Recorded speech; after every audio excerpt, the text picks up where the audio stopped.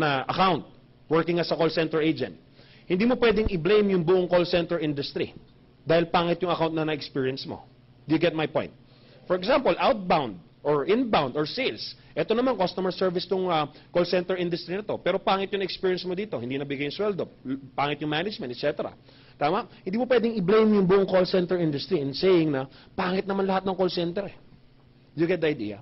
Same as networking. Kung ikaw may na-experience sa networking before na pangit, hindi mo pwedeng i-blame yung whole industry na sasabihin mo pangit ang networking industry. Kasi iba-ibang accounts yan eh. Do you get the idea? So again, for the next 30 minutes, 40 minutes, 2 hours, 3 hours, or 8 hours na mag-explain kami dito, pakinggan nyo lang, i-absorb nyo, aralin nyo ang negosyo ng Alliance in Motion Global. Okay ba tayo doon? Ang deal natin dito, kung magustuhan nyo siya, pagtulungan natin, makasama ng mga taong nag-invite sa inyo. If not, thank you for your time. Okay ba tayo doon? Magandang deal? Okay. And yung mga hindi magkakagusto sa negosyo, bukas ang bintana, pwede kayong lumabas. Alliance in Motion Global, palakpakan naman natin yung kumpanya. Okay, this company has been around for almost 6 years. It's a Philippine-owned company. Pilipino ho ang may-ari. Okay, 6 years. Saan ba inaano to? Doon? Oh, ayaw. Yan. Sila yung owners. Dr. Ed Cabantog is a medical doctor by profession. Francis Miguel, engineer by profession. And Raymond Jan Nasprin is a physical therapist by profession. Tatlong Pilipino, sila po ang nag-establish ng kumpanyang ito. Kung napansin nyo, ang babata pa nila. Right? Nasa mga mid-30s, early, wala pang 40s, I think. Now, this company was established for 3 programs. 3 major reasons. Tatlong, walang pentel pen. 3 major reasons kung bakit tinayo ang kumpanya. Walang panulat, bro. Walang tao. Okay. First program, meron kaming health program. Health and wellness program. Now, meron kami mga set of supplements or products. Sige, pansamantala. Thank you, brother. Okay. Whiteboard marker ba to? Okay. Baka permanent to, ha? Okay. Number 1, meron kaming health and wellness program. Again, we have set of supplements na minamarket. Now, bakit health yung pinasok naming industry? Well, basically, sa panahon ngayon, kung napapansin nyo, ang dami na hong mga, mga businesses na health po ang pinapasok. Fitness gym, derma clinics, sama mo na rin yung beauty. Tama? Food supplements sa market, rampant na yan. Do you agree with me? Very rampant. Thank you, bro. Lagay ko muna dito, ha? Okay. Now, bakit naging in demand ang health and wellness program? Ayon sa survey, in the whole world, there are top 3 businesses. Okay? Yung first business na pinaka-sikat ngayon, or pinaka-malaki yung sales, sorry, hindi pala sikat, is yung war industry. Armaments, panggera. Yun ang pinakamalaking negosyo ngayon. Pangalawang pinakamalaking negosyo, food industry. Pagkain. Now, you can just imagine, mas malaki pa ang sales ng panggera kaysa sa pagkain. Kaya maraming nagugutom sa atin, tama? Sa Africa. What else? Third, na pinaka-major business na pinakamalaki ang sales. Doon papasok yung health, wellness, and beauty industry. Now, as a distributor, as a person, looking for a business, type of business na pwede mo i-consider, yung pinakamalaki is yung war. Pero meron ka bang pambili ng missile? Kasi isang missile pa lang, million na yan. And why would you go into that business, right? Number 2, food, marami na tayong competition. Like Jollibee, Chowking, KFC, etc. So sa pag-asenso, medyo mahihirapan ka kasi giants yung babanggain mo. Ang pinaka pwede mong pasukin is yung health, wellness industry. Why? Because of distribution companies like this na nag-o-offer ng business sa mga ordinary people like you and me. Do you get the idea? But then, ang hahanapin mo, yung pasok sa'yo. Yung ugma sa'yo. Okay? Yung sa tingin mo, marketable for you and marketable din sa mga prospects mo. Now, the reason kung bakit health ang in-demand ngayon, kasi in-demand na rin ang mga sakit. You agree? Guys, yung sakit ng matatanda dati, ngayon po, sakit na rin ng mga bata. Minor diseases ngayon, dati grabe ngayon, minor na lang eh. Like TB. Dati malalang malala na yan eh. Right now, parang ubot-sipon na lang ang TB. Tama.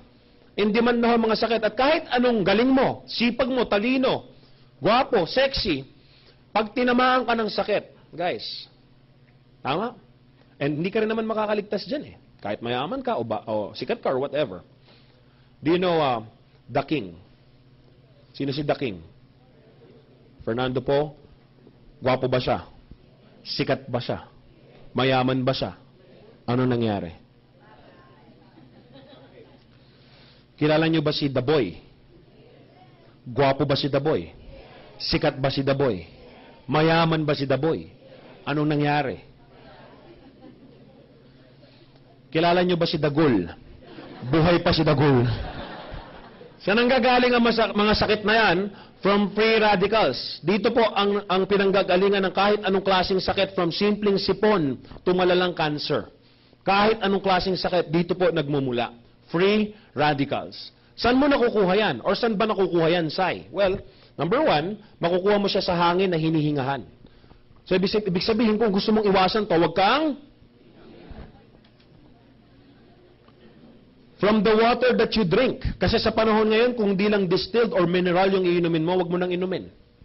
Delikado na. Dati pwede kang uminom sa ilog eh. Tama? Ngayon, subukan mong uminom sa ilog. What else? Food. Ang pagkain ngayon, nako, grabe. Instant food. Fast food. Kaya ang buhay ng tao, instant tsaka fast na din. Stress. Problema. Sa Tagalog, another term for stress, utang. Lifestyle. Hindi ka naninigarilyo, pero yung katabi mo naninigarilyo, mas malala pa yun sa'yo. Do you get the idea? So, ibig sabihin, hindi mo pala basta-basta maiiwasan yung free. Talagang hindi mo siya maiiwasan. God is so good na He created the so-called antioxidants na ito ang lumalaban sa free radicals. Yan ang lumalaban sa free radicals para ma-prevent ang diseases. Another good news for you, our body produces antioxidants. Yung katawan mo nagpo-produce ng antioxidant. Bad news for you. Pagdating mo ng 30 anyos, 30 years old, hindi ka na magpo-produce ng antioxidant. Another major source of antioxidants, of course, is fruits and vegetables. Pero sabi ng World Health Organization, in one day, you have to eat 5 different servings of fruits and 5 different servings of vegetables para maging malusog. Nagagawa pa ho ba? Hindi na. Why? Kasi unang-una, mahal. Pangalawa, masyadong mabusisi. Now, isa pang source ng antioxidants ngayon, yung tinatawag nating food supplements. Major sources of antioxidants right now, kung bakit ang supplement industry boom na boom. Nakuha nyo? Marami nang yumaman sa pag-endorse lang ng food supplement eh. Another major source of antioxidants. Now, yan po yung ipapaliwanag ko sa inyo kung anong pagkakaiba ng food supplement ng Alliance in Motion Global versus doon sa mga supplements na nilalabas sa market. Okay ba tayo doon? Yes. Second program, meron kaming educational program or scholarship program.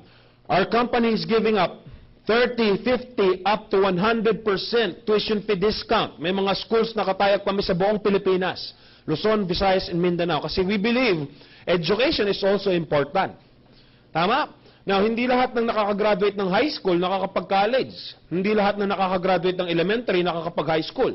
So we came up with this idea na makipag-tie up kami with 550 schools again sa buong Pilipinas na nag-offer kami ng educational plan or educational program. Traditionally, pag sinabi mong scholarship, number 1 na papasok sa isip mo, kailangan matalino yung bata. Tama? Pangalawa, may entrance exam, kailangan mataas. Pangatlo, may maintaining grade at least 85. Kasi pag bumaba doon, tanggal yung scholarship program. And pang-apat, merong maturity. May binabayaran ka annually. Pag hindi mo nabayaran yan, mababaliwala lang yung scholarship. Right? Lahat ng binanggit ko po, sa AIM Global, wala. No requirements. Certificate lang siya. Ibibigay mo sa school. Hindi ho kailangan matalino yung bata. Kahit ho matalinaw, pwede. Tama? Magaling? Opya. Pangalawa, walang entrance exam. Okay? Certificate lang ibibigay mo sa school na accredited ng company namin, scholar na yung bata. Walang maintaining grade. 75 average. Sabihin mo sa bata, utang na loob, ipasa mo na lang. And pang-apat, walang maturity. You don't have to pay anything annually.